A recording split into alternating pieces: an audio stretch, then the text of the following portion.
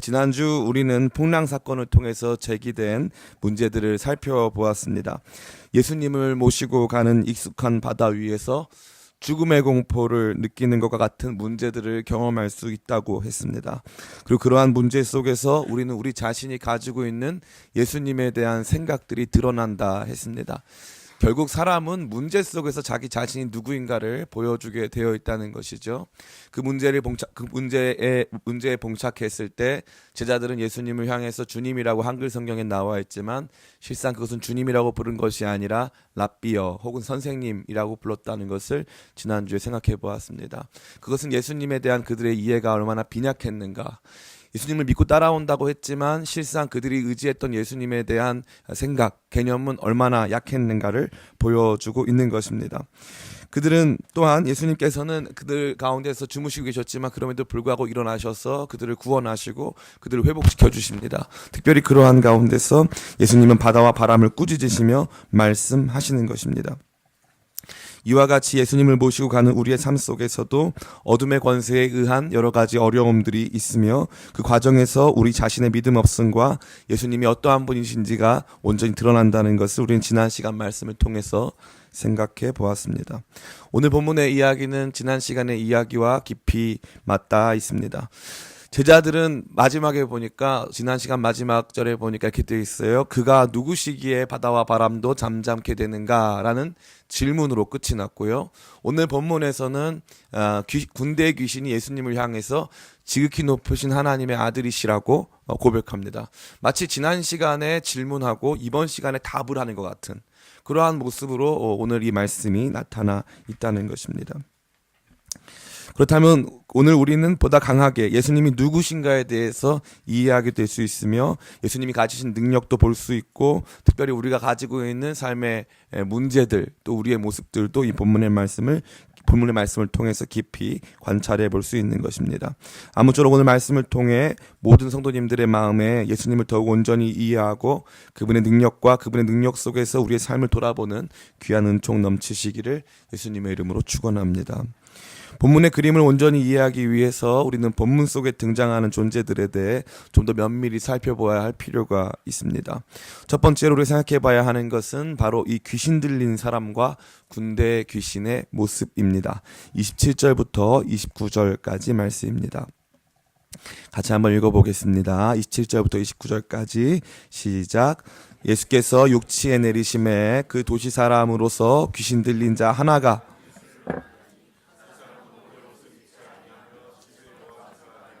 무덤 사이에 거하는 자라. 예수를 보고 부르짖으며 그 앞에 엎드려 큰 소리로 불러 이르되 지극히 높으신 하나님의 아들 예수여 나와 무슨 상관이 있나이까. 당신께 구하노니 나를 괴롭게 하지 마옵소서 하니 이는 예수께서 이미 걸어온 귀신을 명하사 그 사람에게서 나오라 하셨음이라. 귀신이 가끔 그 사람을 붙잡음으로 그를 쇠사슬과 고랑에 매어 지켰으되 그 맨 것을 끊고 귀신에게 몰려 광야로 나갔더라. 아멘. 이 본문이 저와 여러분에게 보여주는 이 사람의 특징은 다음과 같습니다. 이 사람은 기본적으로 옷을 입고 있지 않았습니다. 또한 이 사람은 철저히 버려진 장소, 죽은 자들의 장소, 외롭고 고립된 장소인 무덤 사이에 그의 거처를 두고 있었습니다. 또한 초자연적인 힘이 그를 지배함으로 말미암아 사람들이 그를 붙잡아서 쇠사슬에 메워서 그를 통제하려고 했을 때 그는 그 통제를 벗어날 수 있었습니다. 쇠사슬도 부숴버릴 만큼 엄청나게 큰 힘을 발휘하고 있었다는 것입니다. 이 사람이 이렇게 된 원인은 무엇입니까? 물론 우리는 이 사람에 대해서 정신분석학적인 원인을 분석해낼 수 있지만 다른 한편으로 성경은 이 사람을 온전히 사로잡고 있었던 귀신들의 정체를 보여주고 있습니다. 30절부터 33절까지 말씀입니다. 같이 한번 읽어볼까요? 시작. 예수께서 내 이름이 무엇이냐 물으신즉 이르되 군대라 하니 이는 많은 귀신이 들렸음이라. 무적행으로 들어가라 하지 마시기를 간구하더니 마침 그곳에 많은 돼지떼가 산에서 먹고 있는지라. 귀신들이 그 돼지에게로 들어가게 허락하심을 간구하니 이에 허락하시니 귀신들이 그 사람에게서 나와 돼지에게로 들어가니 그때가 비탈로 내리다라 호수에 들어가 몰사하거늘. 이러한 어둠의 권세는 군대라는 이름을 가지고 있었고 그들은 하나님의 구속 역사를 어느 정도 이해한 것으로 보입니다. 왜 그렇습니까? 첫 번째는 예수님을 대하여서 지극히 높으신 하나님의 아들이라고 예수님의 정확한 정체성을 드러냈으며 또한 동시에 자기들을 무적행으로 들여보내지 말아달라고 요청하고 있습니다. 무적행은 다시 말해서 바닥이 없는 갱, 굴이란 뜻입니다. 바닥이 없이 엄청나게 깊은 심연을 말하는 것입니다. 거기에 완전히 그들을 가두어서 그들로 다시는 나타나지 못하게 만드는 예수님께서 재림 때 완성하실 원수사단 마귀에 대한 최종적인 심판을 의미하는 것입니다.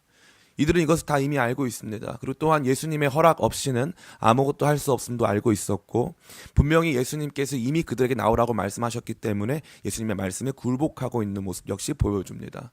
또한 동시에 이들이 보여주고 있는 지혜로운 모습도 있는데요. 그것은 무엇입니까? 여기 보면요. 처음에 20 몇 절입니까? 우리 아까 읽었던 말씀 보니까 28절 보니까 예수를 보고 부르짖으며 그 앞에 엎드려 큰 소리로 불러 이르되 이렇게 되어 있거든요. 여기 보면 엎드려라고 되어 있으니까 귀신도 예수님한테 예배드리나 보다 할 수 있는데 보통 평상시에 경배하다, 절하다 이런 단어는 프로스키네오라고 합니다. 근데 여긴 그 단어가 아니고요. 프로스 핍토라 그래가지고 핍토는 땅에 떨어지다는 뜻이에요. 예수님을 향해서 엎드려졌다는 것입니다. 경배와는 전혀 상관이 없습니다. 이들은 마치 자기들의 존재를 예수님 앞에서 굴복하는 척, 예수님 앞에서 무력한 척 하면서 자기들이 계속적으로 예수님 앞에서 그들의 생명 연장을 받아서 끊임없이 파괴 활동을 지속하고자 하는 지혜로운 면모를 보여주고 있으며 또한 동시에 예수님도 원하지 않았던 예수님도 밝혀지기를 원하지 않았던 예수님의 정체성을 막 밝힘으로 말미암아 사람들 앞에서 예수님이 높아지고 예수님께서 그분이 가셔야 되는 십자가의 길을 온전히 가지 못하도록 하는 여러 가지 권모술수를 사용하고 있음을 우리는 볼 수 있는 것입니다. 또한 동시에 이들이 가지고 있었던 파괴적인 능력은 이 한 사람을 완전히 파괴했을 뿐만 아니라 이 사람으로부터 나와서 돼지 2,000마리를 이 바닷가에서 바다로 몰아 세워서 2,000마리를 한 번에 몰사시킬 정도로 엄청난 힘을 발휘하고 있는 것입니다. 이 어둠의 권세가 이러한 악하고 또한 동시에 이 굉장히 이 모략이 충만한 이런 어둠의 권세가 한 사람을 사로잡을 때 이 사람의 삶은 통제 불가능한 삶이 되고 죽음에 마땅한 삶이 될 뿐만 아니라 옷을 입지 않고 있는 어떠한 질서나 어떠한 외면적인 모습을 갖추지 못한 자아가 완전히 파괴된 모습을 보여주고 있다는 것입니다. 저와 여러분이 생각하기에 목사님 옛날에 이런 사람 많았어요 라고 말씀하실 수 있습니다. 그러나 최근에 개봉된 영화 곡성이라는 영화에서 다시 재조명하는 것과 같이 우리 사회 안에 있는 광기, 우리 사회 안에 있는 이해할 수 없는 수준의 광기들은요, 저와 여러분에게 여전히 이러한 어둠의 권세가 현존하여 활동하고 있음을 분명히 알게 하는 것입니다. 때때로 우리가 봤을 때 영화보다 우리의 현실이 더욱더 참혹한 경우가 매우 많습니다. 우리 자녀들을 키우기가 어려울 정도로 이 세대에 이 사회 속에서 자녀들을 키워나간다는 것 자체가 우리가 안전하게 거주한다는 것만으로도 감사해야 할 만큼 세상은 어떤 면에서 깊은 광기 속에 어둠의 권세에 의한 강력한 통제와 그들로 말미암는 파괴적인 본성을 보여주며 깊은 고통 속에 신음하고 있음을 우리는 본문의 말씀을 통해서 볼 수 있고 또한 우리의 삶을 통해서 볼 수 있는 것입니다. 세상은 이렇게 깊게 아파하고 있습니다. 이러한 면이 우리 가족들 혹은 우리 자신에게는 없을까요? 그렇지 않습니다. 요즘에 이 정신적으로 문제가 있는 사람들이요 너무나도 많습니다. 병원에만 있는 게 아니고요, 집에도 있고요. 또 우리가 만나고 있는 일상적으로 만나는 모든 사람들 안에 이러한 정신적인 문제가 굉장히 큽니다. 지식, 과학, 문명은 발달하고 또 여러 가지 문명의 혜택으로서 풍족한 삶이 주어졌음에도 불구하고 우리의 삶 속에 파괴적인 인간의 모습들이 나타나고 우리 안에서도 그런 파괴적인 모습들이 나타난다는 것은요, 지속적으로 이런 어둠의 권세가 활동하고 있음을 보여준다는 것입니다. 이러한 어둠의 권세의 활동 속에 이 사람들, 다시 말해서 주변에 있던 사람들은 그 어둠의 권세를 어떤 물리적인 힘으로 또 약물적 치료로 또 어떤 심리 상담적인 이 도움으로 해결할 수 있을 것처럼 다가가지만 사실 실제적으로 한번 초자연적인 힘이 그를 사로잡기 시작하면 그 어떠한 우리가 가지고 있는 인간적인 노력이 무색해질 만큼 그들은 강하게 역사하고 있으며 이러한 그들의 역사는 지속적으로 더욱더 커지고 확장되고 있음을 볼 수 있습니다. 그것이 오늘 우리가 살아가는 시대이며 우리가 만나는 사람들의 모습이 되는 것입니다. 두 번째로 우리가 생각해 보아야 하는 대상은 바로 이 도시의 사람들입니다. 이 도시의 사람들은 이 모든 일의 목격자가 됩니다. 34절부터 37절까지 말씀입니다. 같이 한번 읽어보겠습니다.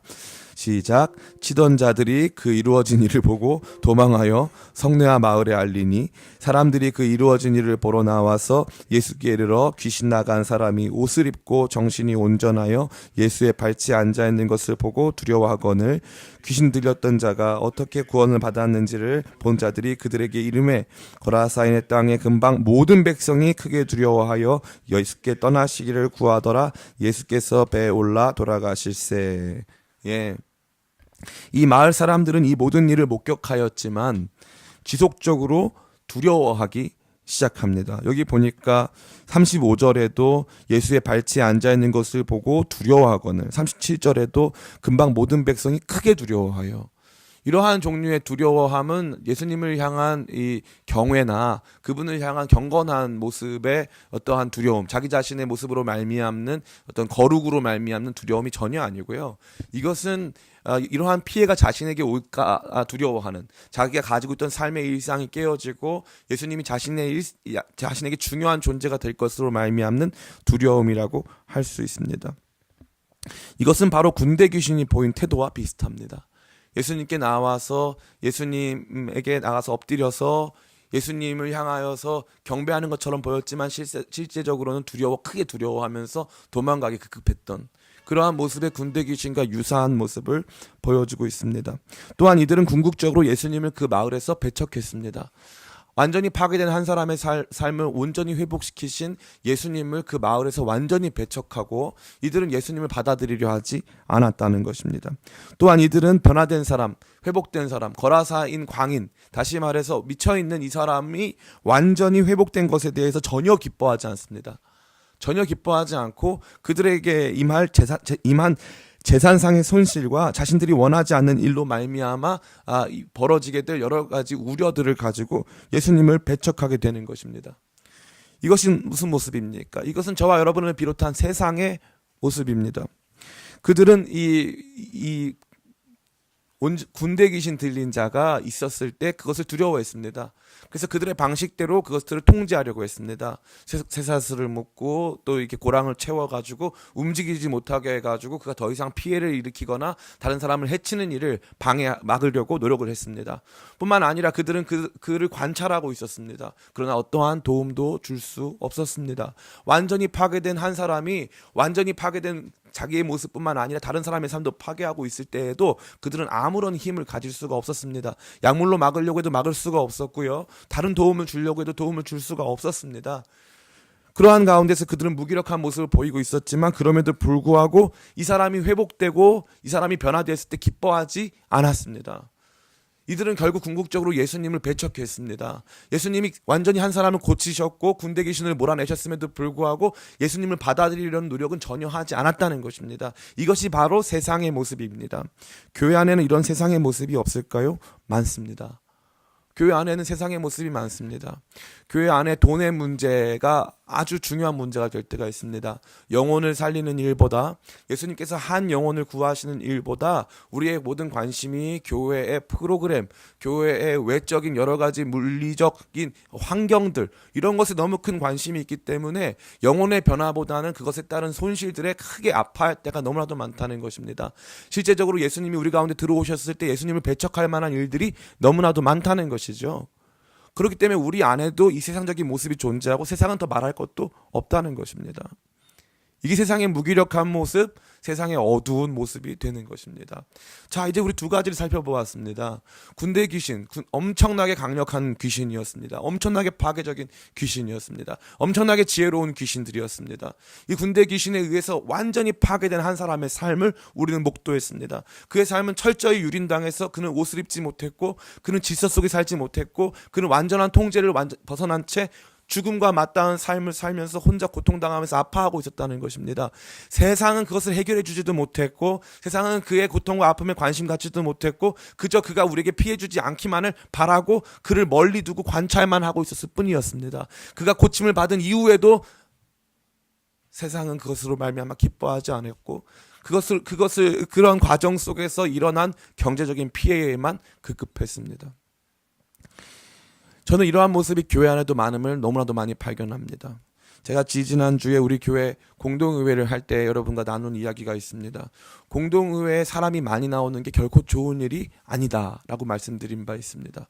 제가 여러 차례 공동의회 다른 교회에서 봤더니요, 사람이 많은 공동의회와 사람이 적은 공동의회가 있습니다. 사람이 많은 공동의회는 담임 목사님 내쫓은 공동의회랑 장로님 투표할 때 공동의회, 이 공동의회는 사람이 많이 옵니다. 공동의회 사람이 많이 와요. 그리고 교회 경제적으로 중요한 문제가 있을 때 사람이 많이 옵니다. 우리가 어떻게 하면 영혼들을 살릴 수 있는가? 우리가 어떻게 하면 지금 저 죽어가는 한 사람이라도 살려서 그 사람의 삶을 회복시킬 수 있는가?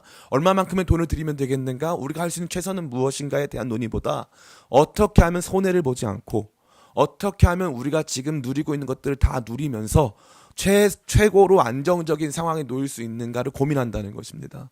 이거는 회사도 똑같고 가정도 똑같고 심지어 교회도 똑같다는 것입니다. 전 이것이 너무나도 마음이 아팠어요. 너무나도 마음이 아팠어요. 우리는 이렇게 무기력한 존재고 이렇게 무능력할 존재일 뿐만 아니라 실제적으로 예수님께서 오셔서 일하는 것을 기뻐하지 않는 모습이었음을 이 본문의 말씀이 폭로해주고 있는 것입니다. 이제 세 번째 우리 살펴봐야 될 것은 이러한 상황 속에서 역사하시는 예수님의 모습입니다.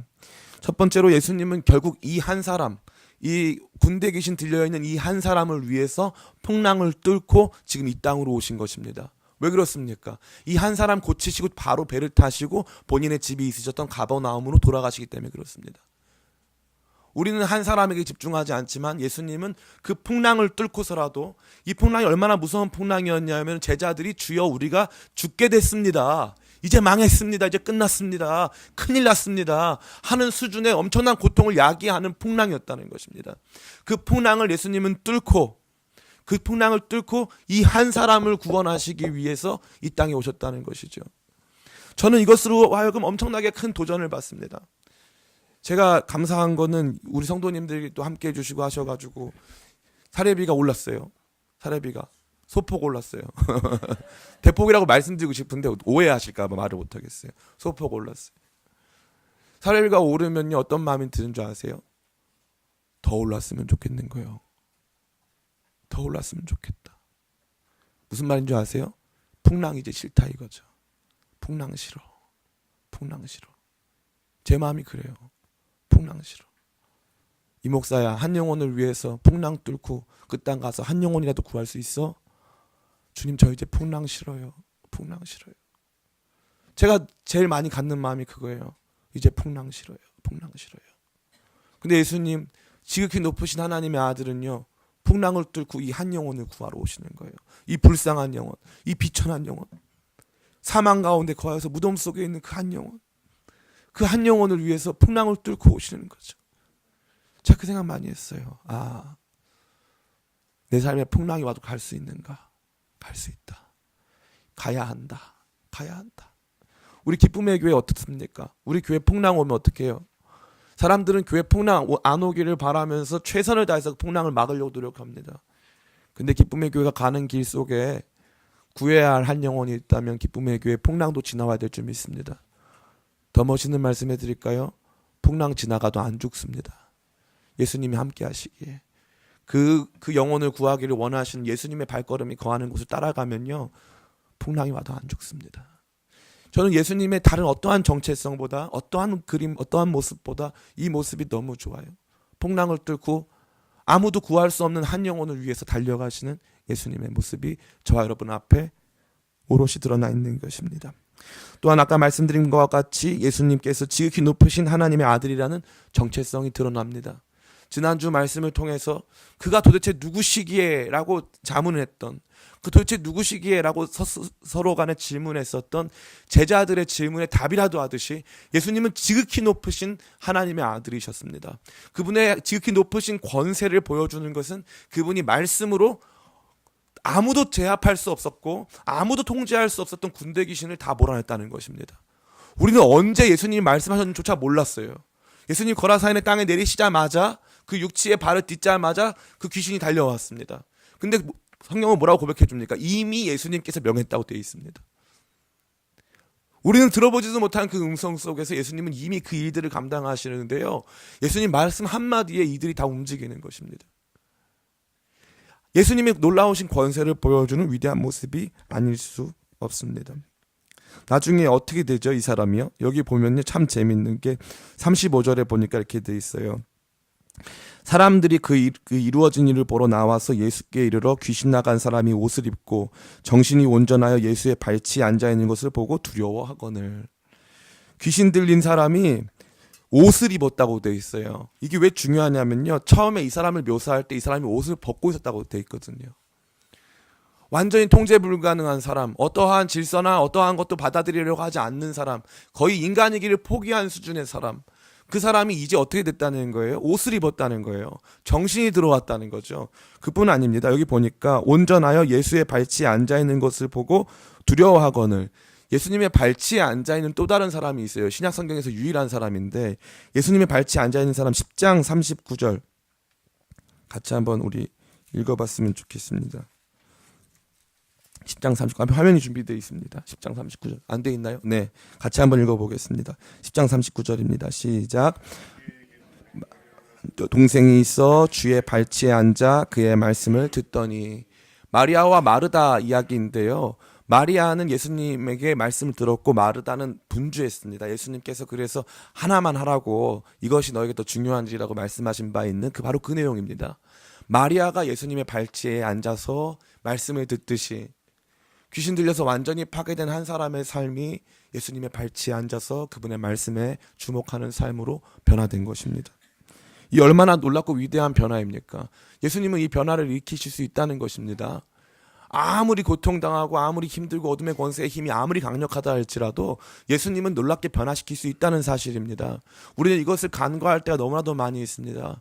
그렇지 않습니다. 예수님의 능력이 있습니다. 예수님에겐 능력이 있습니다. 많은 분들이 이 귀신 축사와 관련돼 가지고 이 어떠한 교회가 있어요. 도림동에 가면은 이 성땡 교회라는 교회가 있어요. 그래서 베레화라고 아주 알려진 이런 교회가 있는데 최근에 아주 문제가 많은 교회죠. 사실 교회라고 볼 수도 없습니다. 이단이기 때문에. 그 김기모라고 하는 그 목사님, 제가 요즘에 많이 방송에 이제 필터를 좀 해야 되겠다 이런 생각을 많이 해가지고요, 우리 교회를 위해서. 저 자신은 상관없는데 이제 그 교회에서 혹시 또 명예훼손 이런 거 걸릴까봐 하는데, 그분이 이제 이단입니다. 귀신론 이단이죠. 대표적입니다. 사람들이 생각보다 이 귀신과 관련된 얘기하면 좋아해요. 그리고 우리의 삶의 문제에 대한 원인을 제공해 주기 때문에 생각보다 아주 속 시원해 합니다. 그래서 귀신론과 관련된 이야기를 거기서 많이 하죠. 당신이 감기가 걸린 거는 이런 귀신이, 감기 귀신이 들려서 그런 거고, 당신이 두통이 걸린 것은 두통 귀신이 와서 그런 거고, 다 귀신 얘기를 하는 거죠. 귀신론의 근본적인 문제가 뭘까요? 어둠의 권세, 이화 목사님 어둠의 권세 있다면서요? 예, 있어요. 어둠의 권세가 우리의 삶을 파괴할 수 있다면서요? 예, 파괴할 수 있어요. 귀신론의 가장 근본적인 문제는 뭔 줄 알아요? 귀신이 너무 세요. 그쪽 귀신이 너무 세. 기도 한 번으로 안 된대요. 예수님으로 안 된대요. 속지 마시기 바랍니다. 예수님이 이기십니다. 예수님이 이기세요. 지극히 높으신 하나님의 아들이 오셔서 말씀하시면 이기시는 거예요. 오셔서 말씀하시는 그 과정이 중요한 거죠. 여러분이 헌금을 안 했기 때문에 귀신이 안 나가는 게 아니에요. 여러분이 기도를 특정 수준까지 안 했기 때문에 귀신이 안 나가는 게 아니란 말입니다. 예수님이 우리의 삶에 온전히 임하지 않으셨기 때문에 귀신이 안 나가는 거예요. 우리의 삶에 예수님께서 온전히 충만하게 임하지 않으셨기 때문에 우리의 삶에 여전히 귀신과 관련된 어둠의 권세와 관련된 문제들이 존재한다는 것입니다. 이 어둠의 권세와 관련된 싸움은요, 우리의 생애 전체에 끝나지 않습니다. 완전히 깨끗해지고 완전히 완벽해지는 순간이 존재하지 않습니다. 끊임없이 우리는 이러한 전쟁 가운데 놓여 있는 것입니다. 귀신은 날마다 여러분들을 우는 사자와 같이 두루다니며 삼킬자를 찾고 구원받은 하나님의 백성도 넘어뜨리려고 노력하고 있는 것입니다. 그렇기 때문에 우리에게 필요한 것은 무엇입니까? 지극히 높으신 하나님의 아들의 권세가 필요한 것입니다. 지극히 높으신 하나님의 아들이 우리 가운데 찾아오사 우리를 불쌍히 여기시고 풍랑 뚫고 우리 삶에 찾아오셔가지고 우리를 정신을 온전케 하시고 회복시키시는 과정들이 우리 가운데 날마다 요청되고 있다는 것입니다. 그 예수님이면 된다는 것입니다. 그 믿음이 중요해요.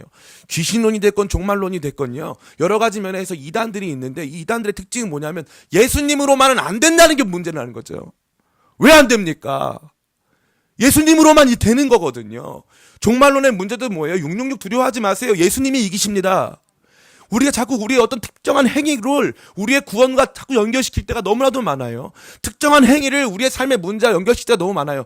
우리가 더 강력하게 추구해야 되는 특정한 행위는 지극히 높으신 하나님의 아들 되신 예수님이 나를 찾아오셔서 나를 다스리시고 통치하는 것을 더욱 간절히 사모하고 바라는 행위가 되어야 될 줄은 믿습니다. 그것이 더 요청되는 것이지 이걸 안 했다고 더 우리가 부응하고 저걸 안 했다고 우리가 회복된다고 생각하시는 건 착각입니다. 그건 소극적 신앙이에요. 소극적 신앙. 그 소극적 신앙이 율법주의 신앙으로 나타나기 시작하고요. 율법주의 신앙이 나타나기 시작하면 정죄감이 나타나는데 이 정죄감이요, 다른 사람도 정죄하지만 나도 정죄해요. 그래가지고 주님의 은혜를 구하는 게 아니라 이걸 못하고 있는 나에 대해서 실망하고 나중에는 포기합니다.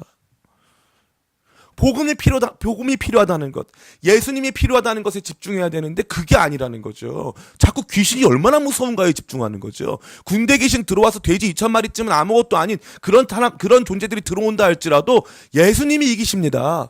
예수님이 명령하시면 다 떠나가는 거예요. 그게 핵심이에요. 그게 핵심. 근데 우리는 자꾸 어떻게 생각하는 거죠? 이 문제가 너무 크다. 이게 너무 안 된다. 이게 해결이 안 된다. 내가 무슨 죄를 지었나? 내가 뭘 덜했나? 너무 안타깝습니다. 너무 안타깝습니다. 원래 우리의 힘으로는 안 되는 겁니다. 이게 포인트예요. 이 사람들이요, 이 귀신 들린 사람 붙잡아가지고 수갑 채우고 이 쇠고랑 채워가지고 묶어놔도요, 못 이겨요. 우리 힘으로 못합니다. 우리가 봐야 될 건 바로 그 지점이에요. 주여, 우리 힘으로는 못하니까 지극히 높으신 하나님께 아들께서 풍랑 뚫고 오셔서 나를 좀 구원해 주세요. 나를 좀 회복시켜 주세요. 우리 자녀들을 불쌍히 여겨 주세요. 우리 가정을 기억하사 우리 가정 가운데 어둠의 권세 몰아내 주세요. 우리 교회 가운데 함께하사 영혼들 살아나게 도와주세요. 이 땅과 함께하사 이 땅에 지금 엄청난 광기가 불어닥치면서 엄청난 폭력과 음란의 광기가 이 땅을 사로잡고 있는 가운데 있사오니 주여 이 땅을 회복시켜 주시옵소서. 주님밖에 우리 소망이 없습니다. 이러한 고백이 저와 여러분의 고백이 되길 간절히 축원합니다. 이제 말씀을 마칩니다. 제가 이 설교를 준비하는 가운데 굉장히 괴로웠어요. 자주 하는 설교를 또 하는 게 괴롭거든요. 이 설교가 제가 몇 번 했기 때문에 참 이거 쉽지 않다. 또 저도 왜냐하면 이것에 대한 생명력을 느껴야 되기 때문에 설교 준비하는 게 어려운 게 뭐냐면 이 원고를 작성하는 게 어려운 게 아니라 이 본문과 제가 맞닥뜨리면서 이 본문의 말씀이 저한테 정말 생명력 있게 다가오는 게 정말 어렵거든요. 씨름을 하고 있었어요. 씨름하면서 이제 누워 있는데 주로 전 누워 있으니까요. 씨름하면서 누워 있는데 갑자기 전화 한 통이 왔어요. 저희 교회로 전화를 하면 제가 전화를 받습니다. 교회로 전화하지 마세요. 그래서 교회로 전화를 하면 제가 전화를 받아요. 제가 전화를 받는데 한 청년이 전화가 왔어요. 안녕하세요. 저는 통영에서 올라온 누구 아무개입니다. 제가 이 아버지랑 어머니랑 같이 살고 있었는데 누나랑 같이 살고 있었는데 아버지가 폭력이 너무 심해서 1년 반 전에 엄마랑 누나랑 서울에 올라왔어요. 서울에 올라와가지고 살았는데 엄마랑 누나랑이 없어졌어요. 엄마랑 누나 찾으러 저는 통영에 내려가야 되는데 차비를 달라는 거예요. 제가요 이래봬도 그런 사람 한두 번 만나는 게 아니거든요. 차비를 많이 줘봤어요. 차비가 아니더라고요. 다른 데 많이 있어. 그거는 술집으로 가는 차비더라고요. 그래가지고 그런 거 잘 안 속죠. 근데 제가 그 친구가 왜냐면 웬만한 사람이었으면 제가 그냥 뭐 잘 모르겠다고 끊었을 거예요. 근데 제가 몇 살 됐냐고 물어봤더니 29살이래요. 너무 젊다. 너무 젊다. 근데 갑자기 그 친구 전화 통화를 받자마자 이 말씀 생각이 나는 거예요. 이 말씀 생각이. 그래서 제가 그럼 이렇게 저렇게 해가지고 이 친구를 만나서 이렇게 저렇게 해야 되겠다. 마음을 딱 들었어요. 그러고 나서 전화 딱 끊고 내일 아침 9시 반에 우리 교회로 와라. 그럼 내가 도와주겠다. 그렇게 하고 오늘 아침에 약속을 잡아놓고 생각을 했어요. 이렇게 저렇게 하고 가방을 뒤져서 이 문제가 나오면 너가 이게 문제 아니냐 뭐 이렇게 해가지고 따져가지고 그 친구를 내가 확 휘어잡아가지고 어떻게 해야 되겠다 이렇게 이제 마음을 먹었죠. 그런 거 잘하거든요. 그래서 잘합니다. 그래서 휘어잡고 잘해요. 절대 안 쫄아요 그런 사람들한테. 그런데 하나님 저한테 물어보시는 거예요. 너 고쳐봤어? 이러시는 거예요. 제가 그렇게 많이 했거든요. 그렇게 많이 했어요. 한 명도 못 고쳤어요. 절망이 쫙 찾아오는 거예요. 야, 이 목사, 너 이거 설교하는데 너 못 고쳤잖아 이러는 거예요. 하나님이. 너 이거 설교 백날 해도 너 영혼 못 고쳐 이러시는 거예요. 와, 그때 깊은 절망이 저를 사로잡는 거예요. 깊은 절망이. 제가 못 고치겠더라고요. 샤워를 하는 동안 이게 샤워물인지 내 눈물인지 모를 만큼 눈물이 막 흐르는 거예요. 멋있는 표현인데 공감이 잘 안 되네 이거. 여러분 감수성을 많이 키우셔야 돼요. 감수성. 네. 진짜 많이 울면서 주님 어떻게 해야 됩니까? 어떻게 하면 이 사람 고칠 수 있습니까? 주님 답이 뭔지 아세요? 너는 못 고쳐 이거예요. 너는 못 고쳐. 내가 고칠 수 있잖아. 그리고 이 말씀 다시 봤어요. 다시 봤더니 제자들도 못 고치고 옆에 사람도 못 고치고 지극히 높으신 하나님의 아들이 가니까요 고치시더라고요.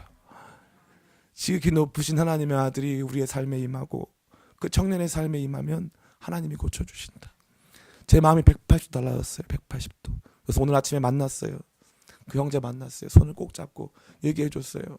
뭐든지 필요하면 말해. 뭐든지 필요하면 말해. 내가 너를 알아. 뭐든지 필요하면 말해. 내가 해줄 수 있는 게 아무것도 없어. 예수님이 네 안에 들어갔으면 좋겠어. 그런 마음이 제 안에 너무 충만했습니다. 사랑하는 성도 여러분, 이 말씀 어떻게 끝나는 줄 아세요? 나중에 보면 이렇게 돼 있어요. 이 말씀 속에서 가만히 보면요, 예수님이 이 청년에게 말씀하십니다. 청년이 뭐라고 하냐면은 예수님, 저 예수님 따라가고 싶어요 이래요. 그 예수님이 이렇게 말씀하세요. 너의 성으로 돌아가서, 그 성은 누가 있는 성이에요? 자기에게 수갑 채웠고 자기를 해결해 주려고 했던 사람들이 있는 그 성이죠. 그 성 사람들은 아무것도 해결 못했어요. 그 사람들은 예수님 배척했어요. 그 성으로 돌아가서, 그 가족 가운데 돌아가서 하나님께서 내게 어떻게 큰 일을 행하셨는지를 말해라. 그러니까 이 청년이 어떻게 하는 줄 알아요? 돌아가서 예수님께서 얼마나 큰 일을 행하셨는가를 말해요. 이 친구에게 있어서 하나님은요 모호한 존재였어요. 근데 예수 그리스도 안에서 발견된 하나님 능력이 너무 컸기 때문에 예수님이 그에게 행하신 일을 증거하더라고요. 예수님이 그에게 행하신 일을 증거하더라고요. 사랑하는 성도 여러분, 예수님께서 여러분이 무엇을 행하셨는가, 예수님께서 어떤 일을 행하시고 계시는가, 이것에 대해서 관심 갖고 이것에 대해서 우리가 바라보고 소망하고 기대하지 않고 교회가 나한테 무언가를, 목사님이 나한테 무언가를 해주는 것을 기대한다면 그것은 잘못된 기대입니다. 예수님만이 여러분의 삶을 고칠 수 있어요. 깨어진 여러분의 마음을 고치시는 분도 예수님이십니다. 그분이 풍랑을 뚫고 찾아오셔서, 여러분 한 사람만을 위해서 풍랑 뚫고 찾아오셔서 여러분 깨어진 마음 고치시고 회복시키시는 거예요. 살다 보면 후회되는 날이 아주 많습니다. 내가 왜 그랬을까? 내 모습은 왜 이럴까? 후회하는 순간이 아주 많아요. 그때 여러분 어떻게 해야 되는 줄 알아요? 나는 괜찮아, 난 잘할 수 있어. 죄송한 말이지만요, 그거 거짓말이에요. 알잖아요. 시간이 많이 지나왔는데 뭘 잘할 수 있어요? 뭐가 해결됐어요? 아무것도 해결 안 됐죠. 그때 우리가 바라는 것, 주님 없이는 전 못해요. 지극히 높으신 하나님의 아들 예수님 없이 저 아무것도 할 수 없어요. 주님이 저 고치실 수 있어요. 주님께서 저 온전케 하실 수 있어요. 라는 고백으로 간구하고 기도하며 나가야 될 줄을 믿습니다. 담임 목사로서 여러분들에게 여러분의 영혼을 제가 책임지겠습니다라고 말씀드리지 못하는 것에 대해서 송구합니다. 최근에 나오는 뉴스들은요, 목사라는 직업을 부끄럽게 만들 때가 너무나도 많이 있어요. 참 제가 목사가 됐다는 게 부끄러울 만큼 이 뉴스 안에서는 목사님들의 모습이 참 그 작태가 정말 말로 할 수가 없이 비참합니다. 그런데 여러분에게 다시금 말씀드리는 것은 목사님 너무 의지하지 마세요. 제가 할 수 있는 건 딱 여기까지예요. 예수님이 오셔야 돼요. 우리 기쁨의 교회에 지극히 높으신 하나님의 아들, 권세 있으시고 능력 있으신 예수님이 친히 오셔야 우리 교회도 고침받고 우리 가정도 고침받고 나도 고침받고 우리 자녀도 고침받고 우리 형제 자매들도 다 고침받는 줄을 믿습니다.